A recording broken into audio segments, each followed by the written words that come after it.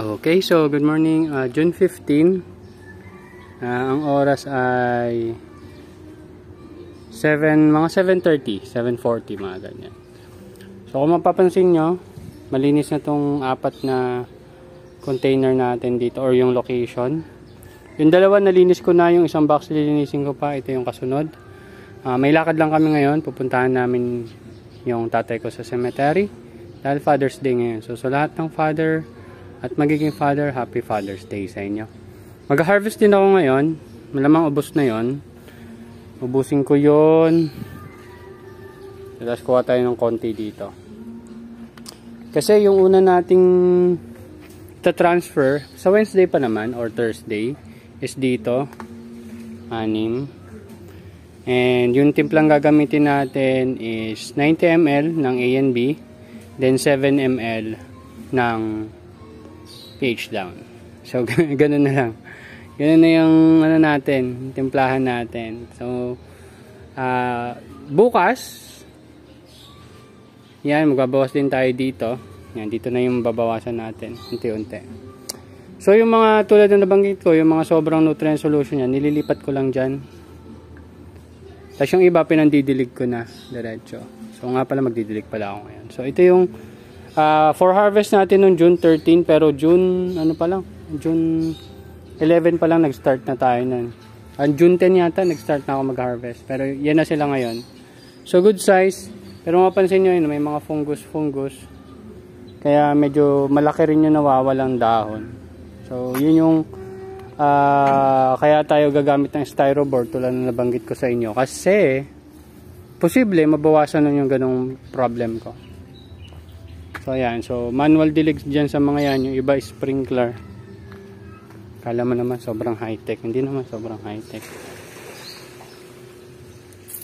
Ayan, nag-sprinkler na sila dyan.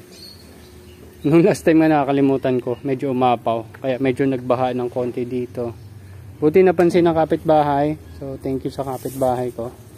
So ito, nilagyan ko lang ng mulching. Pero meron na yung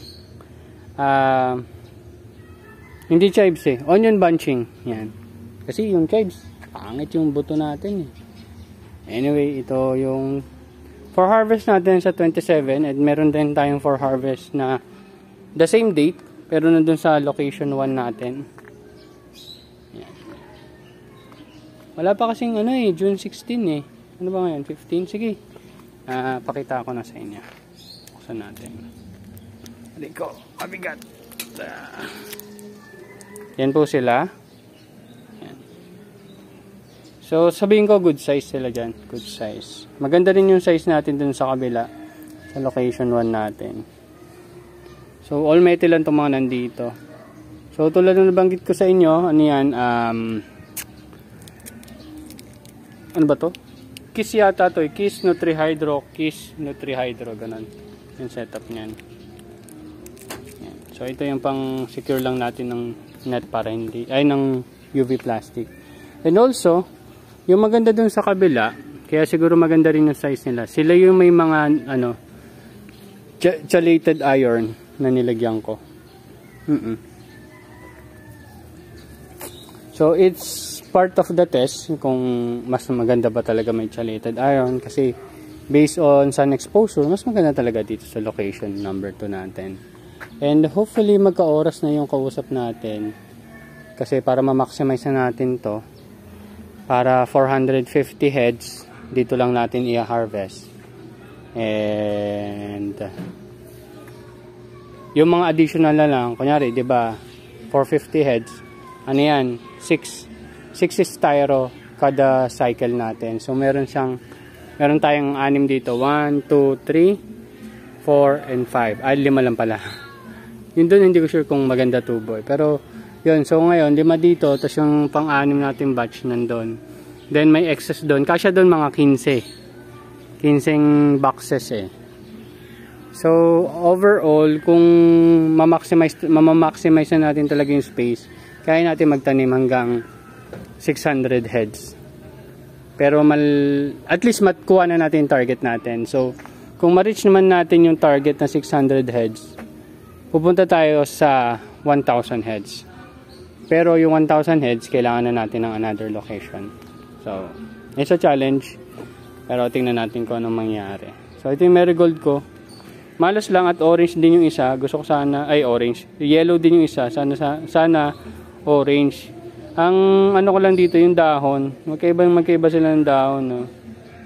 Sabi nila may problem yan. Malamang talaga may problem. Kaso ang tanong anong problem niyan. Hindi tayo magaling sa ganyan eh. Pero bumubulaklak naman siya. And that's what's important para sa akin. So, makita nyo, naging tower na yung Parkhurst ko. So anyway, yun lang. Wala naman tayo ibang kakaibang i-discuss dito. And harvest na ako bago pa sobrang uminit ang panahon. That's it. Thank you very much. See you next update mga tropa. Bye-bye.